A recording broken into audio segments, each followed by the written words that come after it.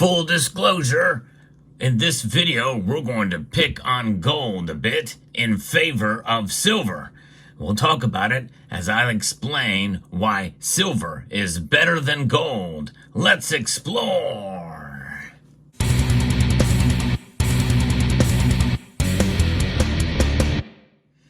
Now, both of these metals, they have been performing quite well this year in 2024. There's a bit of a pullback now as I record this video, but make no mistake, it's been a good year for both gold and silver. But in terms of price, silver has far outperformed gold in recent months here, and it's been quite a sight to see.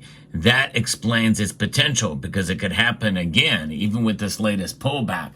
But in times like this, when there is a pullback in gold and silver prices, well, it's time to be looking for great deals. And that is where Summit Metals comes into play. In fact, right now, I'm going to make you aware of two different specials that are going on right now with great prices on gold and silver. Yes, indeed. The first one is a 1/10 of an ounce Great Britain Gold Britannia coin. It's a 2024 variety, 1/10 ounce of gold for 6% over spot. You hardly ever see that. That's a pretty amazing thing to see that great of a deal. And then also for silver, especially considering what silver has been doing and the pullback we've been seeing, there is a special as well on the 1 ounce silver Asahi Mint Buffalo rounds. Beautiful proof-like finishes on these Asahi pieces of the Buffalo rounds. And I'm going to put a link to both of these specials in the description below. And these specials will go until supplies are gone. And this is essentially their beginning of their Black Friday deals that they're putting out there. They have specials on other products as well, too. So check out Summit Metals, summitmetals.com. And I'm going to put a link for these two specific specials going on right now. Now, as we see gold and silver make their moves and pull back, but still well above where the prices were back in January of this year. It seems like so long ago. But I want to talk a little bit about the rally leading up to the election, because this gives us some perspective here as to where silver could go in terms of price compared to gold in 2025.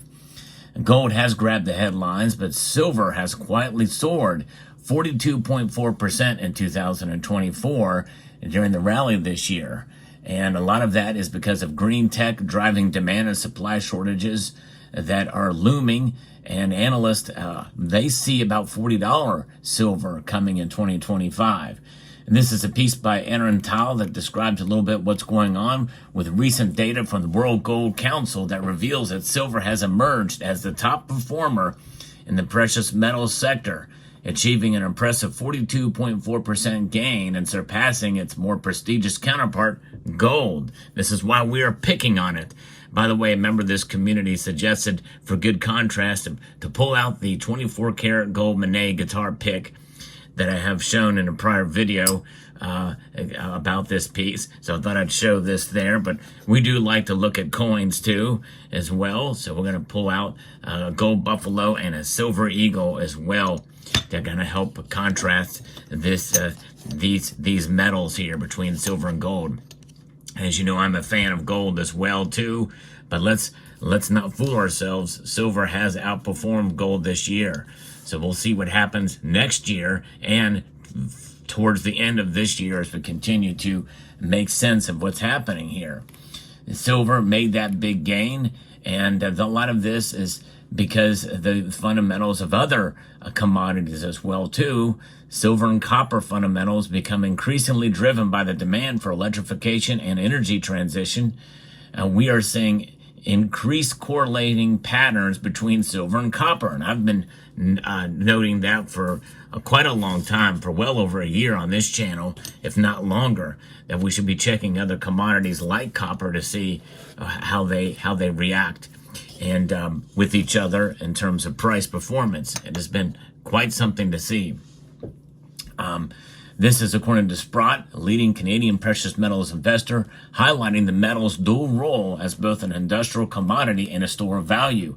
And I think that's one reason why I think that silver very well could be a metal that could perform even in good economic times, maybe even better in good economic times, because demand will be so high for it because of all the products that are going to be sold during that time of economic boom.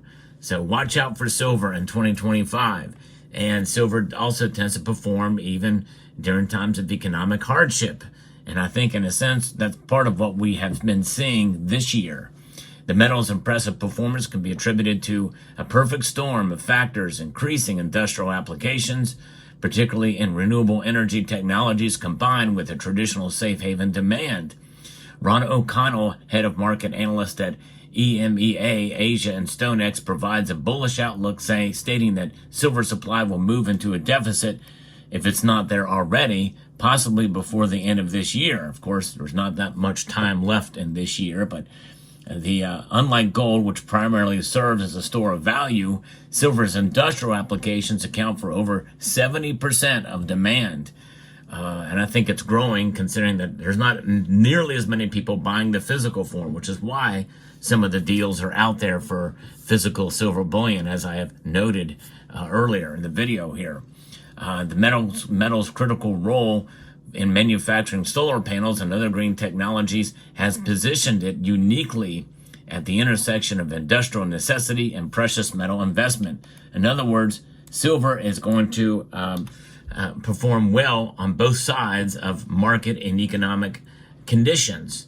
I think that is really a good bullish case that can be made for silver in the coming years, which could lead to a dramatic decrease in the gold to silver ratio if things work out. But of course, we know that they don't always, and mostly haven't worked out, because I think supply demand fundamentals are somewhat getting squeezed to a point as what they perceive to be, and it's just taking a long time in order for that to make itself relevant in the price performance.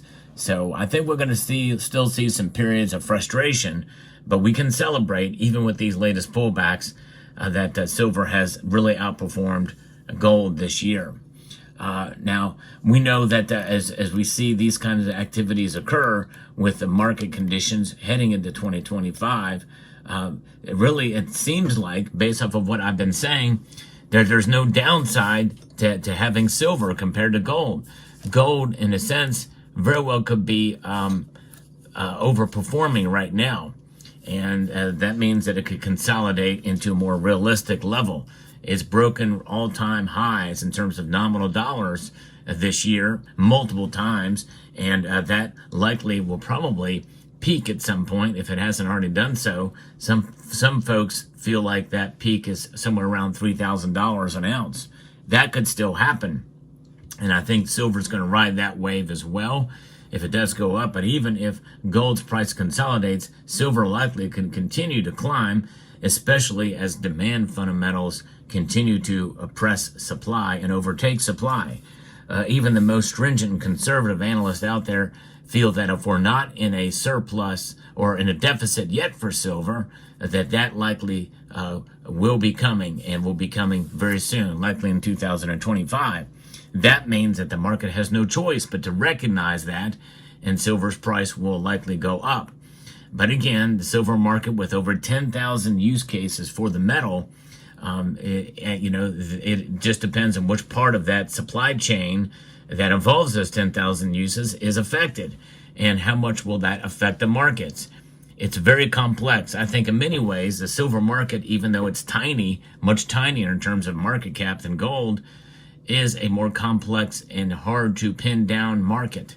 So even though a lot of the greatest fundamentals for silver are strong, and I do believe they are, there's a lot of things that work against it that disappoints us, and really, when it all comes down to it, it astonishes those of prognosticators when it doesn't do what they say it's going to do based off of these fundamentals that are out there, and myself included. I'm frustrated. My predictions have been bullish for silver for 4 years, year-end predictions. I've been doing this since 2020, making predictions for silver, and I have been wrong every single year save for this year.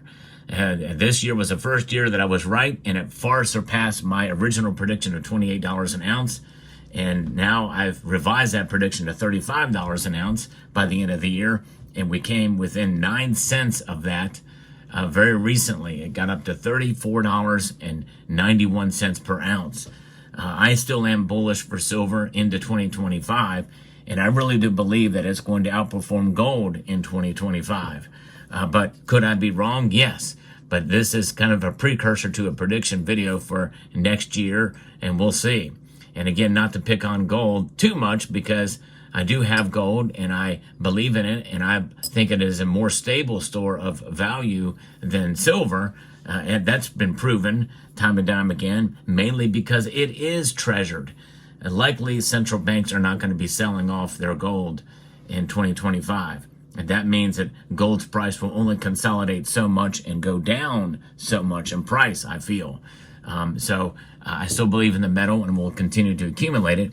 But I'm feeling pretty good about silver, if you want me to be honest with you. But my feelings about silver are just that, based off of what I have been studying and part of what I have just shared with you in this video. But that does not mean that I can't be wrong about it.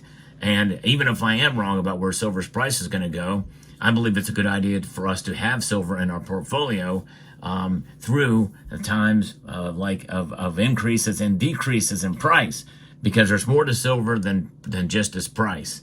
And we understand that holding it in our possession is a way to protect our wealth from outside of the system. And I think that is increasingly valuable. Measure your wealth in ounces more so than dollars as you hold on to the metal.